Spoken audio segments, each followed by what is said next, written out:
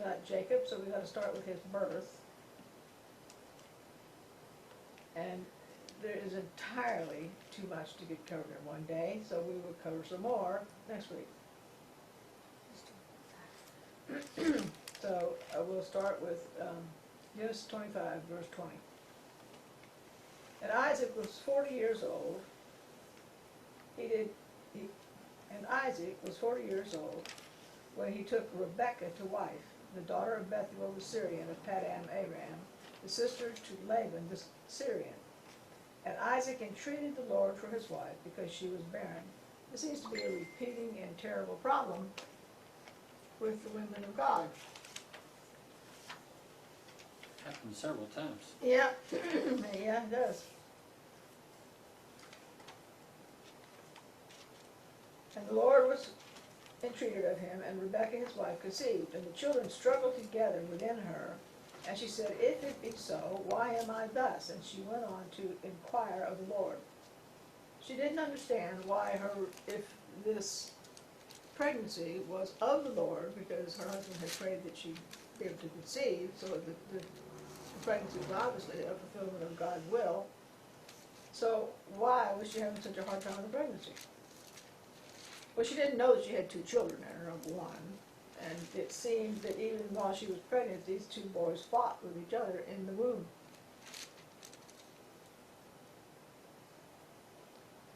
So the Lord said unto her, he gave her the answer. She prays, she went to inquire of the Lord, so she prays, verse 23, and the Lord said unto her, 2 nations are in thy womb, and 2 manner of people shall be separated from thy bowels.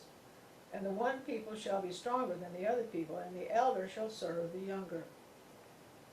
This is a prophecy that has gone on even to today,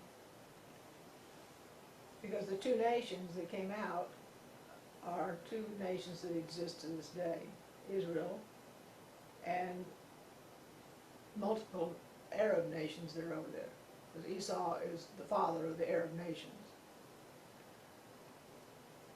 We look to Ishmael as the father of the Arab nations, but so is Esau. It's not just Ishmael. So, the elder shall serve the younger. This was a prophecy from God. So, as we go on through the story here, and we see deception come into it and manipulation come into the story, they should have just listened to God. Because God said, the elder shall serve the younger. Before they were ever born, he said this. And when her days to be delivered were fulfilled, behold, there were twins in her womb. And the first came out red all over like a hairy garment, and they called his name Esau, because Esau means red. Edom and Esau are similar words. And after that, and Adam too. Adam, Esau, Edom, they're all the same cognate word. And the first came out red all over like a hairy garment, and they called his name Esau. And after that came out his brother, and he took hold of Esau's heel, and his name was called Jacob, because Jacob means supplanter, or one who steals, a thief, takes away. Isaac was 80 years old when she bare him, so he's 60 years old. The boys grew, and Esau was a cunning hunter, and the man of the field, and Jacob was a plain man. He was mild, dwelling in tents. So he seems to have a more innocent and calmer character. And right there, 3 score. What? The score is 20. Oh, okay. So 3 times 20 is 60. Right. Oh, okay. I thought 3 years old. No, score. That's what I thought it meant, 3 years old. And I'm thinking 3. I thought he was married. Yeah, but score, when you see a score of chickens, Right. whatever, that's 20. Oh, okay, okay. So 3 score makes 60. It doesn't say years, so when it says 3 score, that means like 10 Well, or 20. a score, you can count a score of chairs. Right. We got 20 chairs, whatever. A score just means 20. Oh, okay. Yeah, we don't use that word. No, Modern it's an English word, but Okay. yeah. What were you going to say? 3 score means 20. Yeah. No, Three score a is score is 20. 3 scores is. So 3 score is 3 times 20 is 60. See, I didn't know this. And when it said Three three score, score, 60. I kept dwelling on it, and I thought, well, how can he be 3 years old and he's married? I thought, Married and had a kid. and I even read it over and over, and I'm thinking, how can this man be 3 years old and married up here at the top? So 3 score means 20. No, a score means 20. A score. 3 score means 3 times 20 Okay, a score means 20, so 3 times 20 would be 60. is 60. Oh, That's right. okay. So he was married 20 years before he had any children, because in verse 20 it says that he was 40 years old. Yes, I was reading that, and I didn't know what 3 score, I thought it meant 3 years old. Well, but 20 says that he's 40 years old. Verse 20 says he's 40 years old. That's what I say. I read that, and up here I read that he's married, and I'm like, no, he's not. Down here, he's 3 score. No, he's 60, so we've got 20 years that she went without, or almost 20 years she went without having any children. Okay. 3 more 6 scores. The score just is a word, an English word that means 20. Now, if it's got years, that's different, because... No, if it said it was 3 score years, same That's what thing. it says. Okay, Isaac was 3 score years old when she bare him. okay, So 3 score would be 60. okay. Thank you all. Yeah, so, no, well, what's confusing you there is the 3 score. Yes. It's one word. 3 Okay. score. If you break it in half and put 3 score, Right. a score is 20. So it's 3 score. 3 break 20. I mean, Okay. score. So a score is 20. Okay. They just made it one word, 3 score. Okay, thank you all. I mean, we have the word thereby. We could say there by, 2 words, right? Right. So if you right. break this 3 score into 2 words, 3 score. 3 score, yeah. A score is 20. So it's 3 times 20. Okay. 60. I never did know that. Yeah, okay. So, Jacob was a plain man. He was mild, gentle, hung around the house. You know, he dwelt in the tents. He wasn't like Esau out running around in the woods with a bow and arrow trying to kill everything he could find. He was a hunter. So he had developed that attitude that comes from killing things.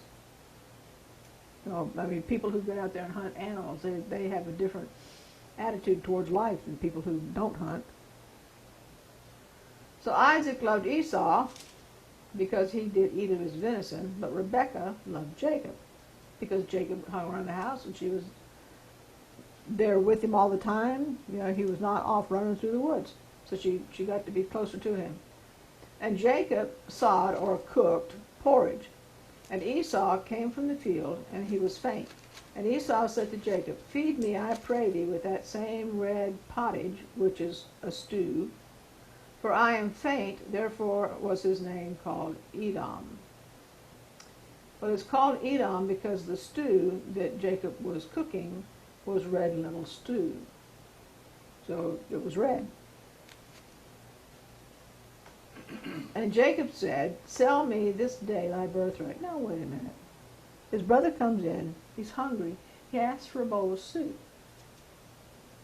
Jacob says, "I'll give it to you if you give me the birthright." What kind of exchange is this? I just want a bowl of soup. What do you mean you're going to take my birthright? You know what a birthright is. It's your inheritance, right? Yeah, right. Okay, so for Jacob to so quickly say, "I'll give you this little pot of soup if you give me your birthright." I mean, the birthright is a huge thing, right? It's everything that you're going to get from your parents, right? Right. Could be not much, but could be a large wealth. Right. Well, in this case, it was a large wealth. So it just seems like out of proportion that Jacob would even ask for the birthright for a pot of soup.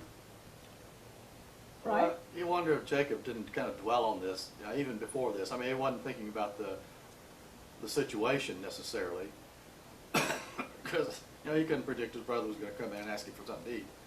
But it was something Jacob dwelt on, perhaps, He studied on over it, the didn't he? years. Yeah, he thought, boy, I really would like to have that. And now the opportunity presented itself. Well, I think it was not more than I'd like to have that. I'm sure his mother told him what Yeah, God told probably she him. cooked it up too. Yeah, No, she told him what God said. yeah. The elder shall serve the younger. Well, that too. Yeah. She told him that when he was growing up. She said, "Don't you worry. You're gonna be the top of the pile here. Don't you worry about that. That's what God told me." She said that. Yeah. She had to have said that. Yeah, she's had to. I never thought of that. Well, I mean, if God told her that about the two children, she would have been raising Jacob to know that promise had been made to her concerning him. Right. She wouldn't have kept it secret. Especially since he was around the house all the time. Yeah. So yeah, he probably thought about this a lot. My mother said I'm going to come out on the top of the pile, and here's my opportunity. Yeah, I'm not sure how it's going to happen, but yeah, here's my chance. Here's my chance. So sell me this day thy birthright. And Esau said, Behold, I am at the point to die, and what profit shall this birthright do to me? What reaction is that? He's only hungry, Yeah. and he comes across saying, "Oh, I'm about ready to die." I mean, we talk about people today that are over dramatic. I mean, everything is la. He Well, could have fixed himself something to eat. Sure he could have. well, he only ate meat evidently. So I mean, unless he couldn't find meat, but he'd been out hunting all day long, couldn't come up with anything. So he's starving to death. So he thought. So he thought. So he said, I'm ready to die. So what profit is this birthright to me? He figured he was going to die right then. Well, it's a birthright. I get it. I don't care. Give me a Yeah. pot of soup. Yeah. But it shows his lack of respect, Yeah. and he had no value for the birthright. It meant nothing to him. If you were promised $1 million by your father, and you said, I'm not going to get that forever. What difference does it make? I'm going to do what I want to right now. It's the same thing, I guess we could relate that to heaven too, couldn't we? Yeah. God promises us everything in the universe, Yeah. heaven and eternal life, and we can say, no, I don't want it. I'm going to throw it away. Well, and not only heaven, I mean, that's pie in the sky, but he's promised us righteousness to obtain it. Well, yeah. And we don't think anything about that. No. What? That's sad. Yeah. I mean, we're just like Esau here. Why, man? So much for that. Well, yeah. It's what God has promised us is sometime down the road. But when you're young, don't you ever think, I like to swap. I like to trade places Yeah. with her.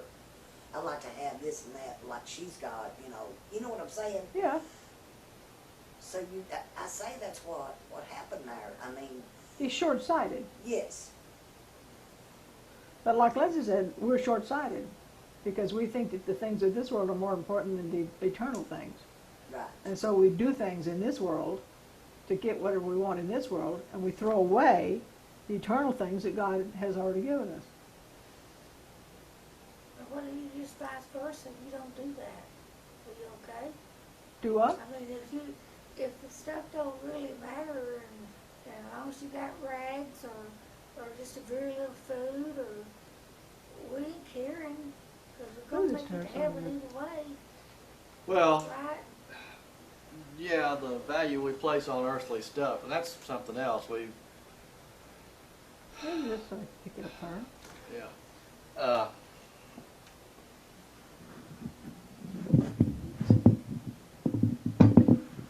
So I can hear you better. Well, that's just it. Esau saw this birthright only as worldly goods, and he didn't care anything about it. I mean, his whole lifestyle was established such that he didn't care anything about the home, right? He was always gone. He didn't hang around where his parents were. He had no connection to his parents, not really. So, but it does speak to us of our, if we look at it from the spiritual aspect, it does speak to us of how our attitude is towards God and what He has given us. We fritter it away by continuing to sin, not believing what He says, and we throw it away. Okay, so Jacob said, "Swear to me this day," and he sware unto him, and he sold his birthright to Jacob. Now, this was just a verbal transaction, but it stands because it was a verbal transaction. Jacob gave Esau bread and pottage of lentils, and he did eat, drink, rose up, and went his way. So this is how fast he gobbled it down. He ate, drank, rose up, and he's gone. 4 verbs together: eat, drink, rise up, go away. I mean, he just gobbled that food down. Off he went back to the woods. And he thought he's dying, and he was at the point. Well, That's what he said. that's what he said. I mean, he probably had breakfast and he'd been out running around and he was tired and he was hungry and he wanted something to eat and he didn't care. And Jacob took Advantage of it. Sure, took advantage of it. I mean, you heard of drama queens, right? Oh, yeah. You got drama queens in your family. Yeah, and there's one on the band, too, that's a drama queen. Okay, Yeah. so you know what I mean. I mean, everything is just a terrible drama, the worst it could ever be, you know. Yes. Well, that's Esau's attitude here. Yeah. Okay, Well, and his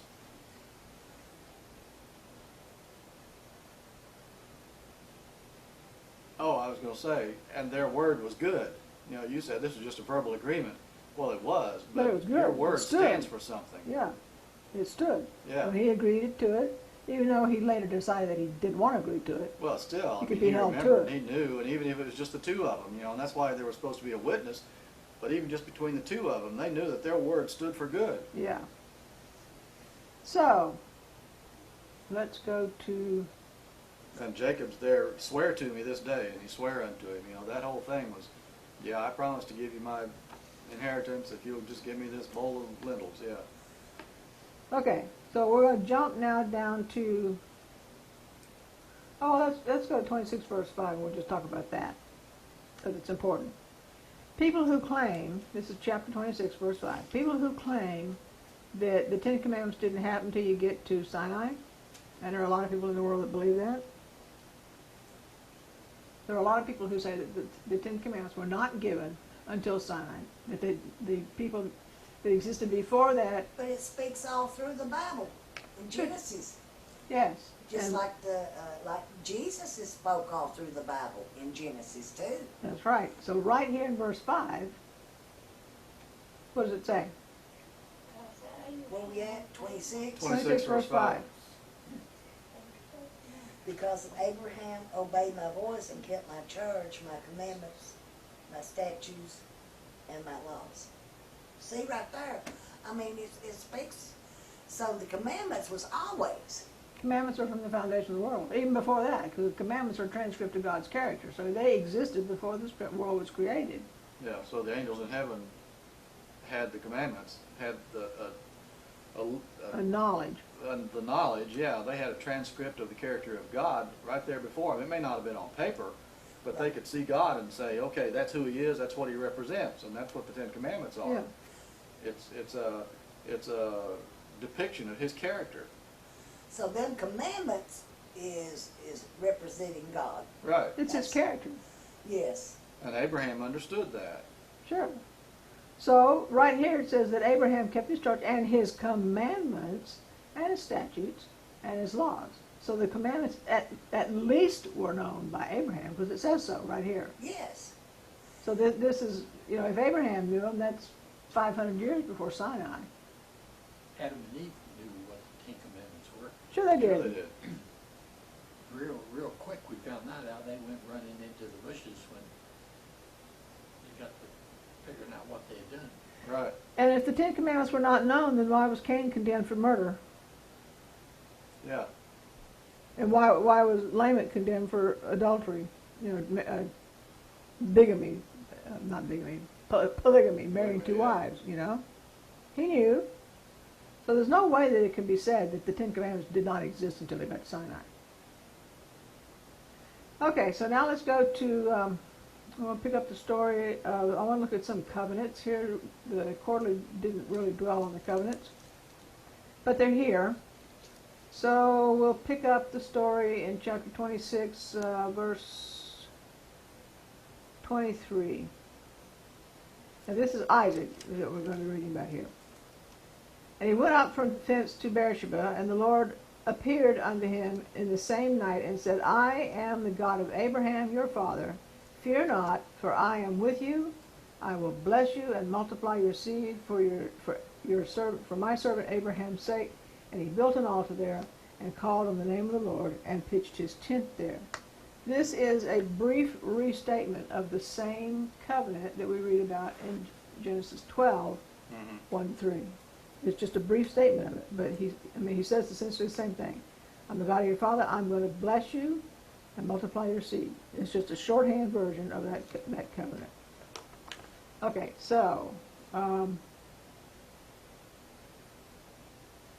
his two sons, he hadn't had yet. Yeah, he had Esau, Jacob and Esau. Okay, I will multiply your seed for thy servant's sake. And like I said earlier, Esau is the father of numerous Arab tribes over there.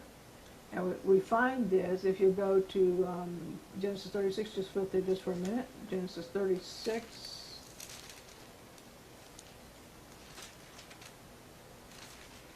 The whole chapter of Genesis is talking about the family of Esau.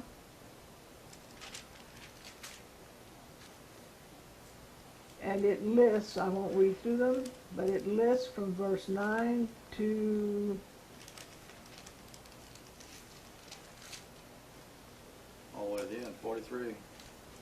yeah, all the way to the end. The whole chapter is talking about the children and the grandchildren and the great-grandchildren of Esau. So, the whole chapter is all the descendants of Esau, as far as there were up to the time that this book was written. So in verse 16 it says it starts in verse 15. These were the dukes, the sons of Esau. And then each one of them is named Duke, Korah, Duke, Abimelech, Duke, whatever. So what's Duke mean? They own property or something? What's a duke? I mean, if it's the same duke that we have. Rich. They're rich. They got Well, they were property, rich, yeah, they were rich. But the word Duke in Hebrew means the chief of thousands. Hmm. And so that would fit in with the British idea of Duke, because the Duke is right at the top of their heraldry. You got a marquis, a duke, an earl, what comes next, a baron, in descending order of how much. So back in when they did those things, of course they're still making people dukes and duchesses and whatnot. That's why Camilla's a duchess. But anyway, back when men were rewarded for their support of the crown, how many men they supplied and how much money they put behind the war battle, because they were called by the king, come fight with me. So whatever they put into it was how they were rewarded. So a marquis got the most, but a duke, I guess the duke was the highest. The marquis was just under him. So anyway, so a duke got the most. So the duke would have got the largest piece of property. He would have got 10,000 acres, say, Or a baron would only get a few, maybe 100 acres. So they were rewarded according to how much effort they put into what they brought to the. Well, that would make sense, though, too. They would be ruler over thousands. Yeah. The duke would, because he'd have a lot of land and He had a people lot of working land. under He had a him. lot of people that worked under him Yeah. that he could bring to the war. So that's what duke means. I never did. I had to look that up. I didn't know what that meant. Okay, so let's now go to 26, verse 26. Continuing on in 26.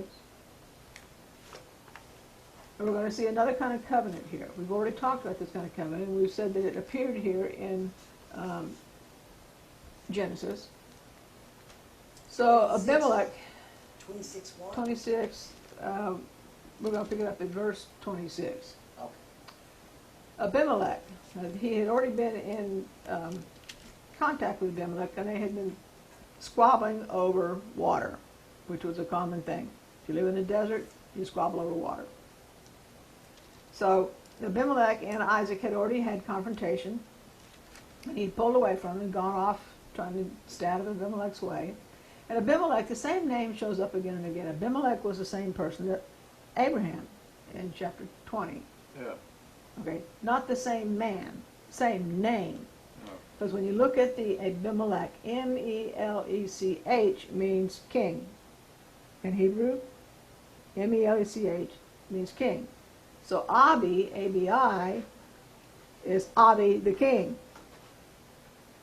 So all this really identifies is his position.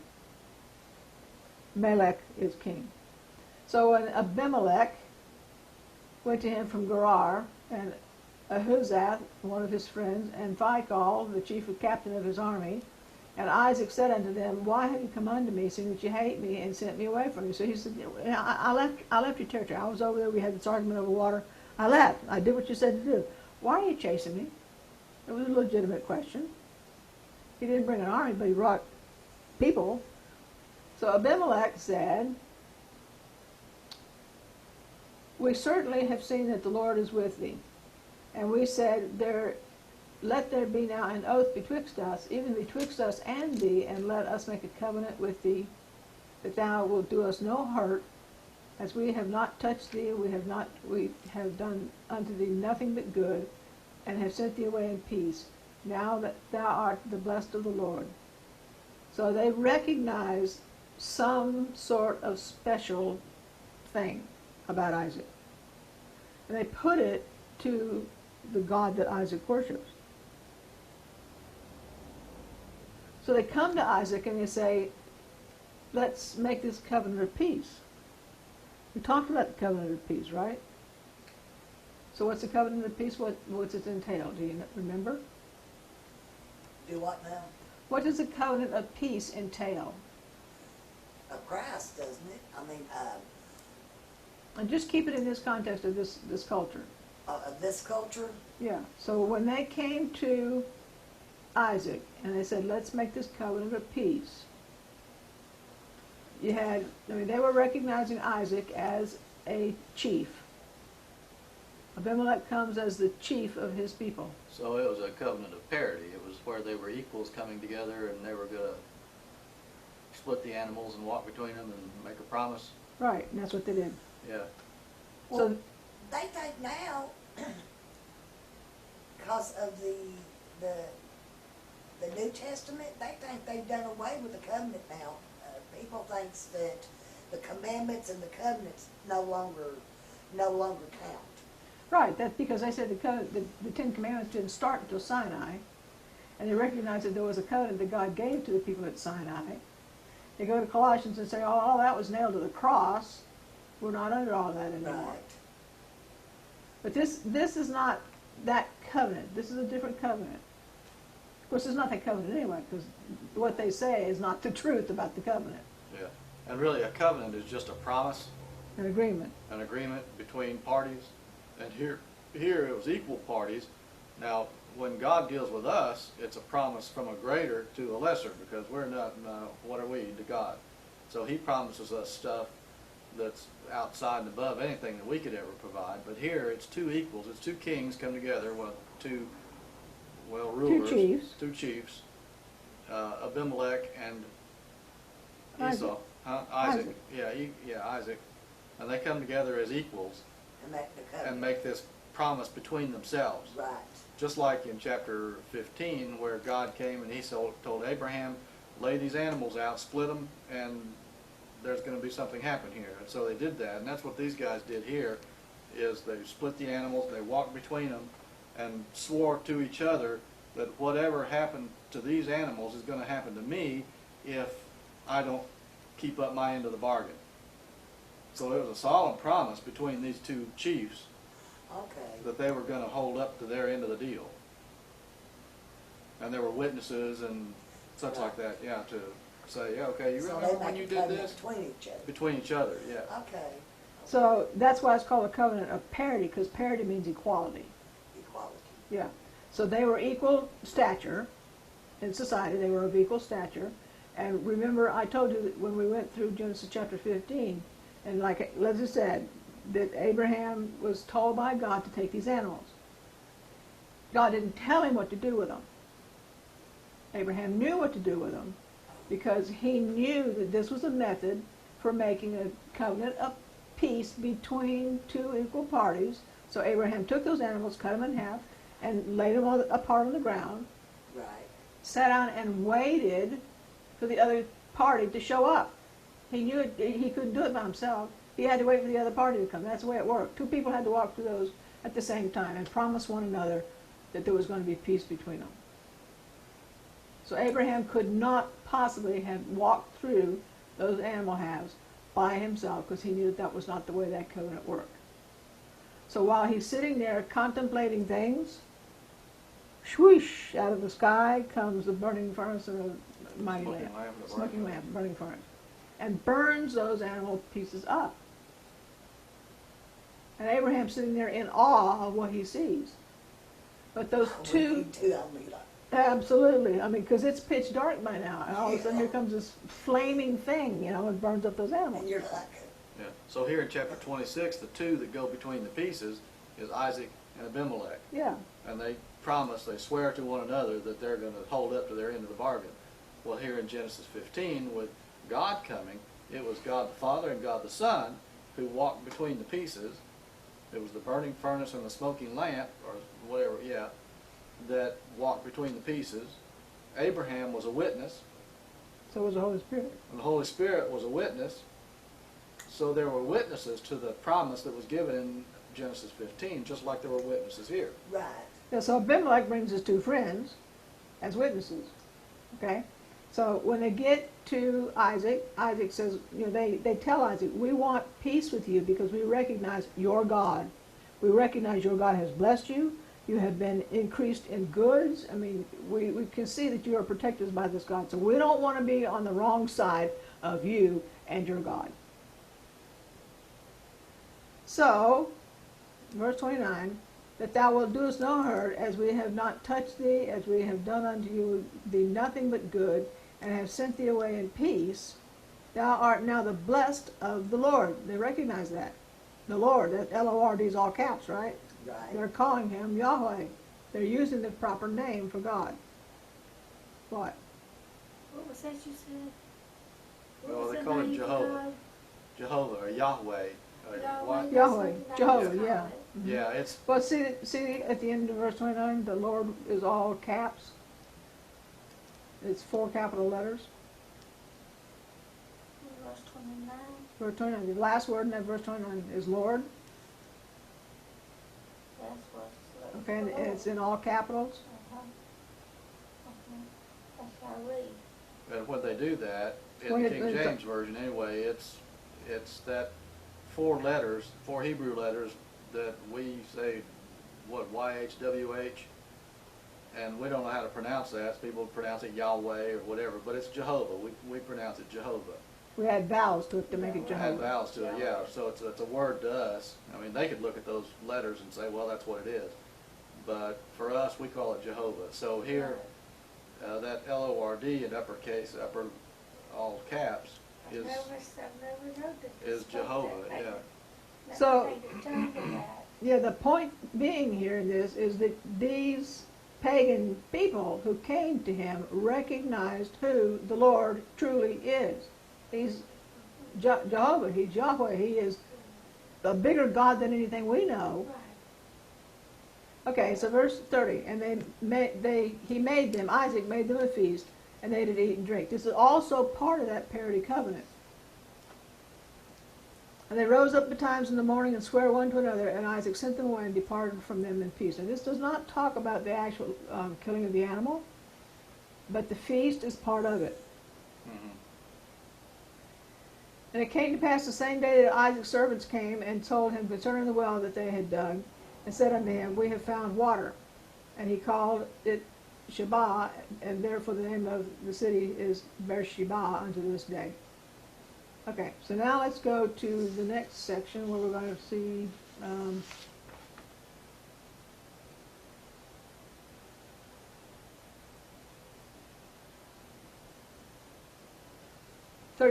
well, let's just go on there, 34, verse 34, because this shows further that Esau was not fit to be heir. But what does he do? Verse 34, somebody read it. What does Esau do? Esau was 40 years old when he took to wife Judith, the daughter of Beeri the Hittite, and Bashmath, the daughter of Elon the Hittite, which were a grief of mind to Isaac and Rebekah. Why would that be? A grief of mine? Or, Why did it worry Isaac and Rebekah that he married these two women? well, for one, they were pagans, Yeah? and for two, he shouldn't have married two of them. No? I sound like Samson, you know, when he said, "Go get this girl for me," his parents, they said, "Oh dear, no, not that." Yeah. So, but I mean, he didn't even counsel with his parents about who he should marry. No. He didn't seek out, you know, are these girls acceptable? He didn't do that. He saw them, I want them, just like he said, like Samson, and I saw them, I want them, I'm going to take them. So, you know, he brought these two women home and said, here, this is my wives. And Hittites were absolute pagans. So it shows that he's unworthy to be the inheritor of the blessing, right? Mm. He's already violated the ideas of God's blessing. Go ahead, Gerald. Even today, in the Arab nations, the parents are the ones that arrange everything. Oh, yeah. In some cultures, yeah. So, and we look at that in this free world that we live in and say that's a terrible thing. But marriages in those countries last a long time, forever. It's like the parents know the character of their child and they find a mate for their child that fits that character. Well, they know the character of the parents too. I mean, that's the upbringing of the child and everything that goes into it. They know the household that they came from. Right.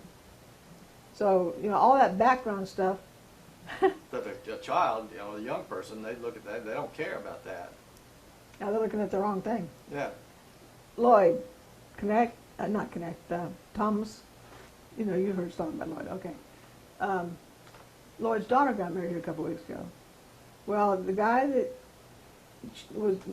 wanted to marry her called Lloyd several months ago and asked for permission to marry the daughter, which Lloyd thought was pretty good, you know, because nobody asks that anymore.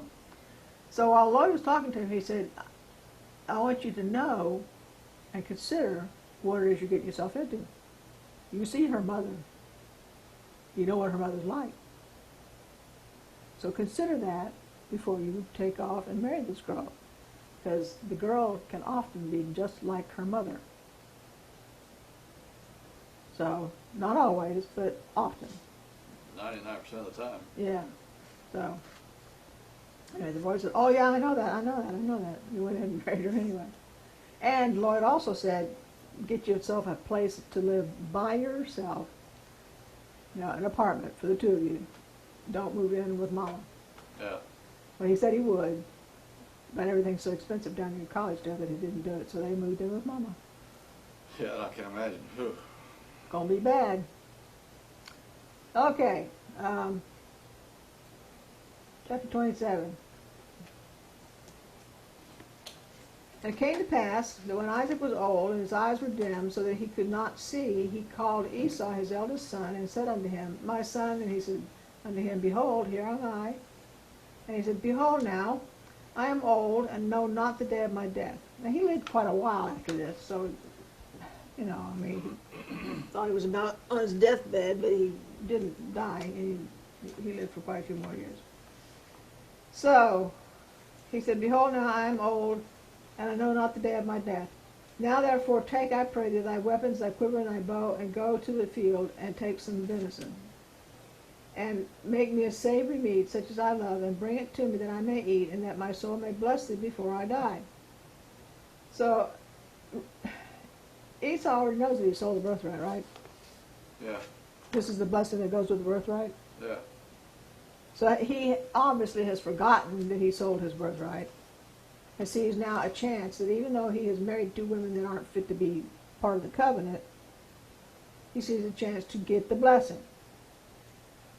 So he says, okay, and he takes off, but Rebekah heard what Isaac spake unto Esau his son, and Esau went out into the field to hunt for venison and to bring it in. And Rebekah spake unto Jacob her son, saying, behold, I heard thy father speak unto Esau thy brother, saying, bring me venison and make me savory meat, that I may eat and bless thee before the Lord, before my death. Now therefore, my son, obey my voice according to that which I command thee. Uh-oh.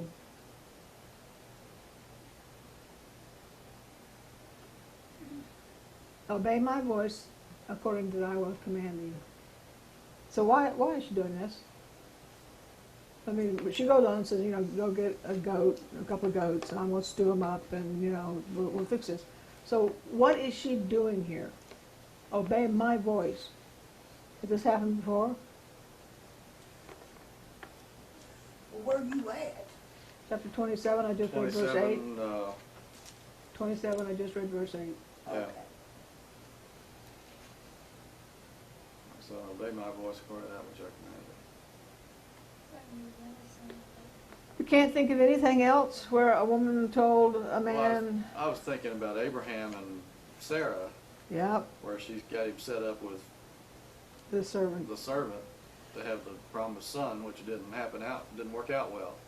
And farther back than that. Oh well, Adam and Eve, yeah. Adam and Eve. Yeah, so, I mean, Eve said, obey my voice, Adam, and eat this fruit. Yeah, it's all good. But yes, like you said, the exact same thing happened with Sarah and Hagar. Sarah called her husband and said, I can't have any kids. You take my servant girl here and you have a child by her. Yeah, And Abraham obeyed her voice and got himself in trouble. yeah. Okay, so here, Mama says, obey my voice, son, without saying, she thinks it's going to keep him out of trouble, but what it does is get him into trouble. Yeah. So we'll skip down to 11. And Jacob said to Rebekah his mother, behold, Esau my brother is a hairy man, and I am a smooth man. So they were two totally different physical physicalities or whatever. Totally different. And it's kind of curious that she said, go kill the goat, and I'll cover your arms up with the goat, and it'll be okay. How hairy was this man if he had skin that felt like a goat? Have you ever petted a goat? Yeah, and their skin is rough. I mean, it's thick. It's coarse. Yeah, it's Yeah, coarse. coarse, It's rough. hard hair. Very a short nap on it. Well, when he was born, he must have been right fuzzy. Harry Well, and red. some babies are born fuzzy. Well, I know, Lanugo or whatever, but But Harry he and must have red. been, right fuzzy. I mean, and stayed that way.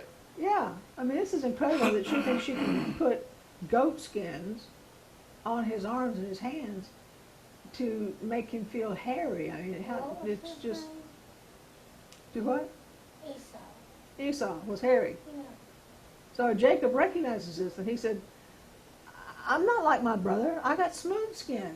But if my father reaches out and touches my arm or my hand, he's going to see that I got smooth skin. What are we going to do here? I can't fool my father.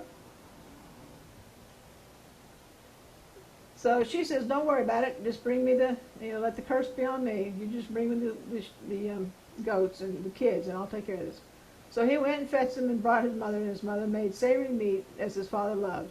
And Rebekah took goodly raiment of his eldest son Esau. So she put the best clothes from Esau on Jacob. And she put the skins of the kids of the goats upon his hands and upon the smooth of his neck. So no matter where his father touched him, the back of his neck, his arms, his hands, that's where she put the goat hide. So he was just hairy all over. I mean, All right. Evidently Esau was, yes. good gravy. I mean, it's just incredible he would be that hairy. And the stiffness of goat hair, I can't imagine that somebody would have stiff hair like that all over them. Yeah. I know. So, anyway. Well, So was she- it a curse? Do No. what? No. Just the way he it was. born. That's the way it was, yeah. So she gave the savory meat and the bread which she had prepared into the hand of her son Jacob. And he came unto his father, and he said, my father. And his father said, here I am. Who are you? So he knows it's not the right voice. He can't hide the voice. So right off the bat, Isaac says something funny here. This is not the voice of my son Esau. So now Jacob has to lie, a big lie. He goes in there to pull off a deception. So now he has to open his mouth and literally lie. And Jacob said unto his father, I'm Esau, your firstborn. I have done according as thou had badest me. Arise, I pray thee, and sit and eat of my venison, that thy soul may bless me. So he has brought what his father said. So he has to present himself as knowing what that private conversation entailed. I mean, his mother overheard it. Jacob wasn't around. Mm-hmm. So he has to pass himself off as his brother by talking about the conversation between his brother and his father that he had no access of hearing. That's part of the deception.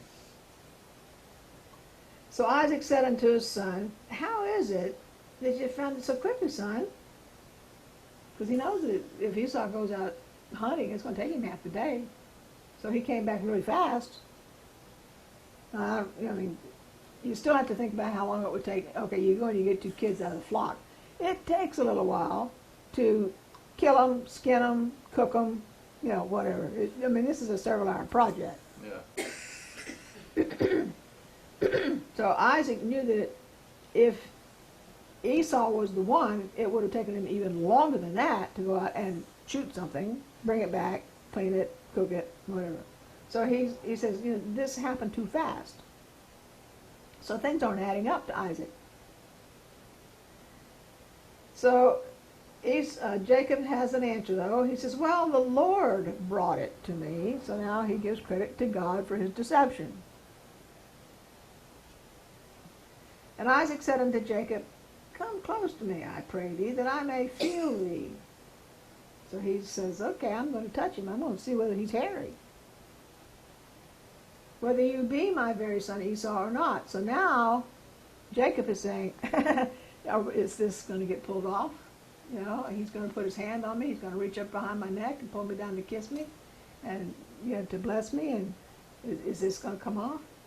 I mean, I can't imagine how his mama got those skins stuck on him enough that they would feel like they belonged to him as his skin. But she must have done a really good job sewing those things on him, right? Right. So Jacob went near unto Isaac his father, and he felt him and said, the voice is Jacob's voice, but the hands are the hands of Esau.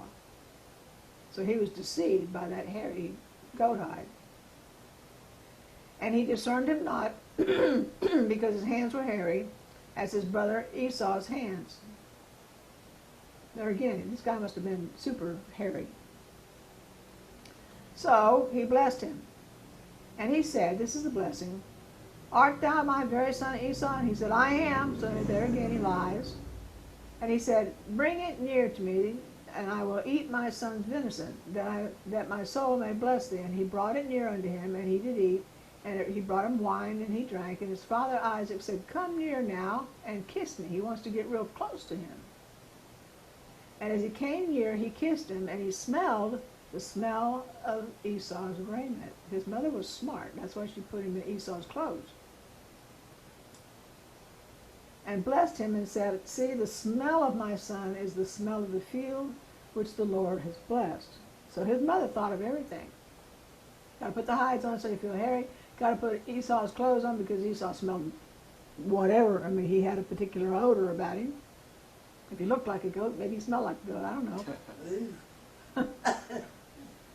But anyway, so she prepared for every point at which the deception could fail, even by putting Esau's clothes on him. So he came near and he kissed him, and he smelled the smell of the raiment, and he blessed him. Now therefore, verse 28, now therefore God give thee the dew of heaven and the fatness of the earth and plenty of corn and wine. Let the people serve thee and be Lord over thy brethren, and let thy mother's sons bow down unto thee. Cursed be everyone that curseth thee, and blessed be he that blesseth thee. There's 2 parts to verse 29. The first part is what the promise was to begin with, right? The promise that God gave to his mother, right? Mm-hmm. That the younger shall serve, that the elder shall serve the younger, right? Right. Same promise? Okay. Nations will bow down to thee, yeah. Nations shall bow down to thee. So that's the first part of this statement. It was also, if you will fast forward a few chapters to the story of Joseph. Yeah, he had the sheaves bowed down. Yeah, Joseph had 2 dreams, right? We haven't got there yet, but chapter 37 tells us of chapter 37. 37. Is it chapter 37? Yeah, it's long enough.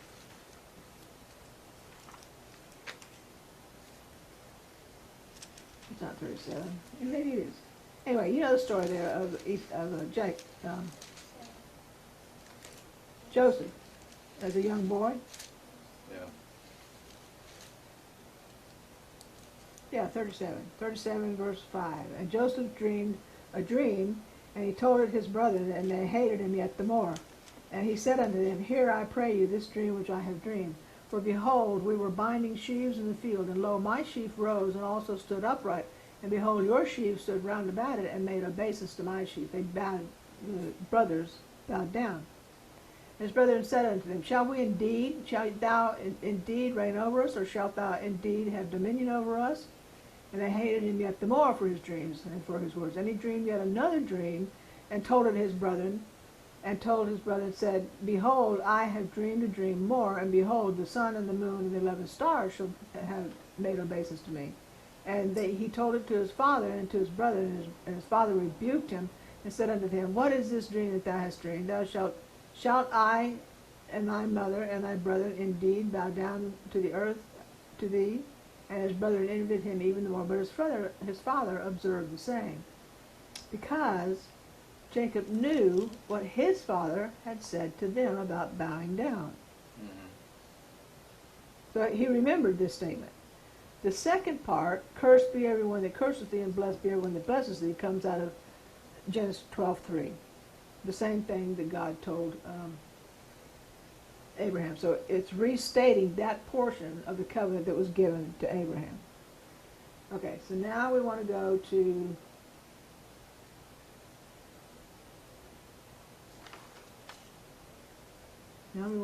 nowhere, maybe. It's 11 o'clock.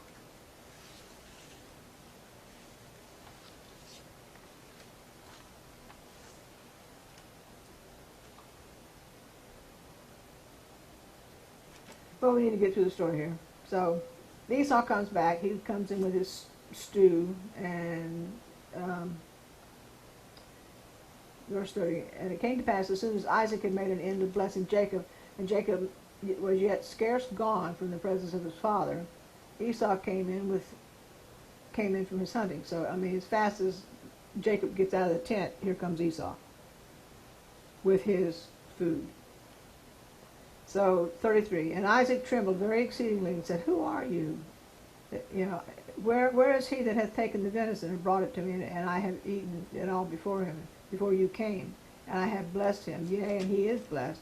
And Esau heard the words of his father, and he cried with a great exceeding bitter cry, and said unto my father, Bless me, even me also, my father. So he didn't care a thing in the world about the blessing to begin with. Now he is exceedingly unhappy because he didn't get it. And he said, Thy brother came in with subtlety. Where have you seen that word before? In Genesis 3, the serpent. The serpent was subtle above every beast of the field. And so your brother has taken away the blessing. And he said, Is not he right? This is Esau talking. And he said, Is he not rightly named Jacob? For he has supplanted me these 2 times. He took away my birthright, and now he's taken away the blessing. But he didn't take away the birthright, did he? No, he gave it away. He gave it to him. So now he's saying, no, he took it from me. Well, he took it subtly, and he bargained with him to get it, but Esau gladly gave it to him. Verse 37, And Isaac answered and said unto Esau, Behold, I have made him thy Lord, and all of his brethren have I given unto him for servants. And with corn and with wine have I sustained him, and what shall I do to thee, my son? And Esau said unto him, Hast thou only one blessing, my father? Bless me, even me, O my father. And Esau lifted up his voice and wept. So now he sees what he has thrown away. And seeing what he has thrown away is the same thing that's going to happen to the people in the lake of fire. The people have been given, the world has been given a blessing. They have been given eternal life and the earth made new. They have been given that. But the majority will spurn it and throw it away. They will be just like Esau standing in the lake of fire. They will say, Do you not have any blessing for me? And they will wail. I mean, Jesus said there's going to be weeping and gnashing of teeth when these people end up in the lake of fire. They will recognize the value of what they threw away. and they are going to burn in the lake of fire. And I figured, I ain't going there. No, I hope none of us do. So anyway, I mean, this plays through even to the end of time. Mhm. The same thing is playing out in the world today. People are throwing away the blessing. They have no concern for the blessing that God has given them, that everlasting covenant blessing. They have no concern for it. They have no desire to be a part of that birthright possession. They throw it away.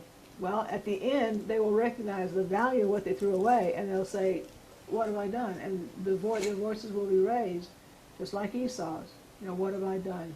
And he cried and lifted up his voice and cried. The people at the end of time in the lake of fire will do the same thing. Right. Okay, what?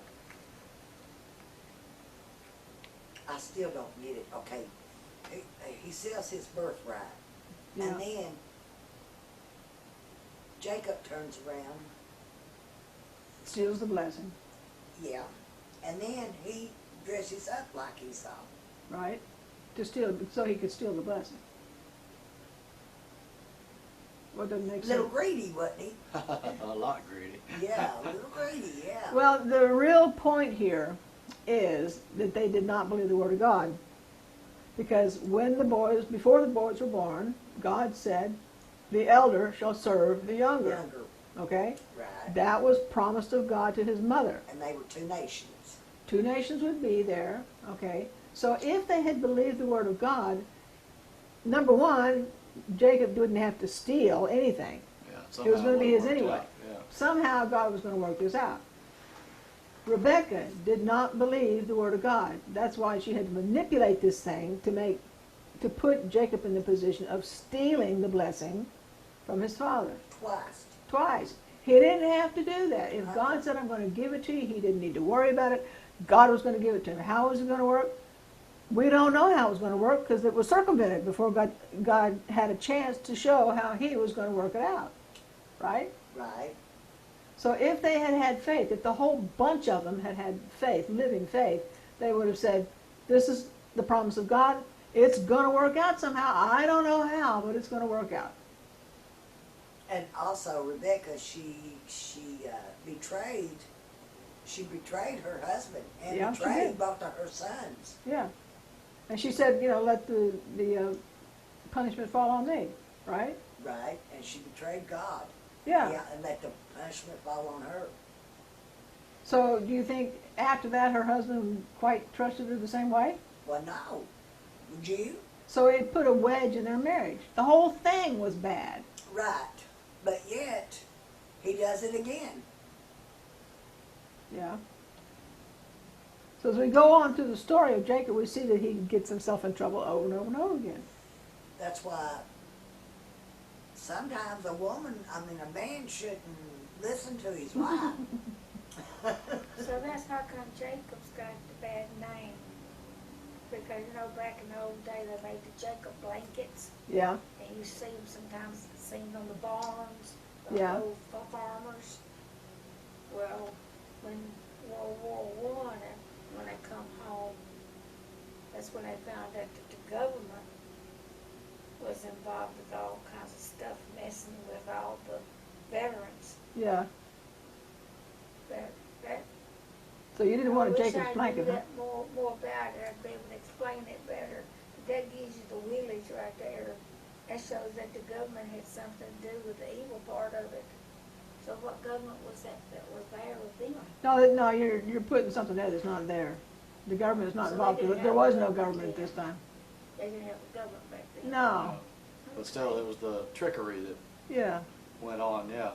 The trickery, that's the word. Yeah. Yeah. Yeah. So Wow. this whole story is a sad story for many reasons. Mhm. But the fundamental problem was they didn't believe God. Mhm. God said, the elder shall serve the younger. And if they had just let God do it, he would have worked it out somehow. And we wouldn't have all this mess that they got themselves into.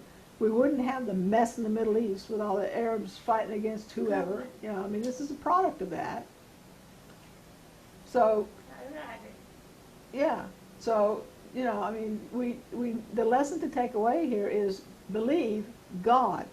Believe His promises, and He'll fulfill them if you let Him. If He says He's going to give you something, if He says He's going to give you eternal life, if He says He's going to give you righteousness, believe Him and let Him work it out in His own way. But Rebecca said, I believe God, but I'm going to fix it. Yeah. Sarah said, I believe God, but I'm going to fix it. You know, this isn't working out like I think. Well, All I do is just believe. yeah, but both those women, Sarah and Rebecca, gave up on their idea that God was going to fix this and took responsibility upon themselves. That's old covenantism, right there. It doesn't say that, it doesn't mention the word covenant, but if you think that you're going to fulfill the promise of God in your own power, that's old covenantism right there. Doesn't matter what, you know, any story you look at, if you see a people or a person attempting to fulfill the promise of God in their own power, that's old covenantism. When we get to Sinai, and God comes down on the mountain, and He says, if you believe me, I will make you a kingdom of priests and a holy nation. You shall be to me a special people. And what did they say? All the Lord has said, we will do. They took the fulfillment of that promise of God upon themselves, and they failed every time. They didn't give God a chance. They never gave God a chance. They didn't listen to what God said. So you see that over and over and over again through the Old Testament. Right. And we see it over and over and over again today. The Old Covenant has not gone away. It's not a matter of time. It did not stop at the cross. The Old Covenant is just as much with us today as it was what we're reading here with